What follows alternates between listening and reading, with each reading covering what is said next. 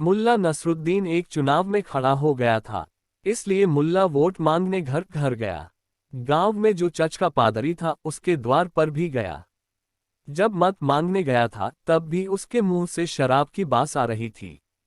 पादरी भला आदमी था, इसलिए उसे लगा सीधे सीधे कहना अशिष्टता होगी।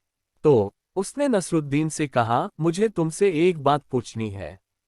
अगर तुमने संतोषजनक उत्तर दिया तो मेरा मत, मेरा वोट तुम्हारे लिए है। क्या तुम कभी शराब पीते हो? पूछने का इसमें कुछ भी नहीं था, शराब वह पिए ही हुए था। नसरुद्दीन चौंका और उसने कहा कि इसके पहले मैं जवाब दूं, एक सवाल मुझे भी पूछना है। यह जांच पड़ताल है या आमंत्रण? Is this an inquiry or an invitation? Osho हमें हंसी मजाक में ही बरम का ज्ञान दे देते हैं। ओशो कहते हैं, आश्चर्य जांच पड़ताल है, विस्मय आमंत्रण है। विस्मय एक भीतरी बुलावा है, और जैसे जैसे तुम भीतर प्रवेश करते हो वैसे वैसे डूबते चले जाते हो। एक दिन ऐसा आएगा कि तुम न बचोगे और विस्मय ही बचेगा। उस दिन परम ज्ञान घट गया। अगर तुमने आश्चर्य किया तो एक दिन ऐसा आएगा कि तुम ही बचोगे और आश्चर्य न बचेगा। यह विज्ञान की निष्पत्ति है। अहंकार बचेगा और आश्चर्य नष्ट हो जाएगा। अगर विस्मय की यात्रा पर गए तो तुम नष्ट हो जाओगे, विस्मय बचेगा, रोआ रोआ उसी स्वाद से भर जाएगा। तुम्हारा होना ही विस्मयपूर्ण होगा। इसे शिव ने भूमिका कहा है योग की। ज्ञान को हटाओ, विस्मय से भरो, और अब कठिन लगेगा शुरू में, क्योंकि तुम्हें ख्याल है कि तुम सब जानते हो। D.H. लॉरेंस एक बड़ा ही कीमती मूल्यवान विचारक हुआ है। एक दिन एक छोटे बच्चे के साथ बगीचे में घूम रहा था। उस छोटे बच्चे ने पूछा, why is trees are green? वृक्ष हरे क्यों है? छोटे बच्चे ही ऐसे सवाल पूछ सकते हैं, इतने ताजे सवाल। तुम तो यह सवाल ही नहीं सोच सकते। तुम कहोगे कि वृक्ष हरे हरे है, इसमें पूछना क्या है? यह कोई सवाल है? यह बच्चा छोटा है। लेकिन तुम फिर से सोचो कि वृक्ष हरे क्यों है। तुम्हें सच में उत्तर पता है। शायद तुम में कोई विज्ञान का विद्यार्थी हो तो वह कहेगा क्लोरोफिल के कारण। मगर इससे कोई बच्चे के प्रश्न का हल तो नहीं होता। बच्चा पूछेगा कि वृक्ष में क्लोरोफिल क्यों है? आखिर क्लोरोफिल को वृक्ष में होने की क्या जरूरत है? और आदमी में क्यों नहीं है? और क्लोरोफिल कैसे वृक्षों को खोजता रहता है? क्यों का कोई सवाल क्लोरोफिल से हल नहीं होता। विज्ञान जो भी जवाब देता है सब ऐसे ही हैं। उससे प्रश्न सिर्फ एक सीढ़ी पीछे हट जाता है, बस।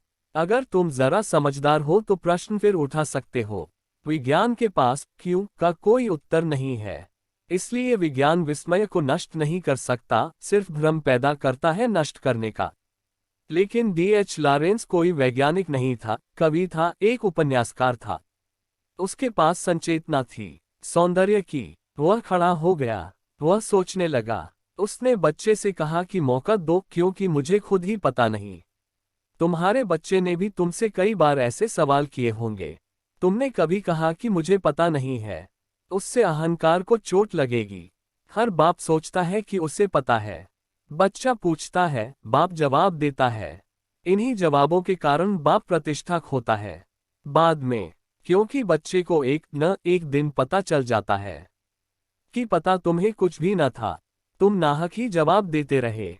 जैसा अज्ञानी मैं हूं वैसे ही तुम हो। तुम्हारी उम्र ज्यादा थी, तुम्हारा अज्ञान जरा पुराना था। बस इतनी ही बात थी।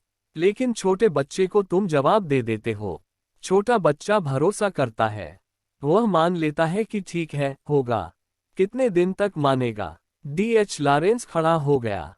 उसने कहा कि मैं सोचूंगा, और अगर तुम ज्यादा ही जिद करो तो मैं इतना ही कह सकता हूं कि वृक्ष हरे हैं क्योंकि हरे हैं।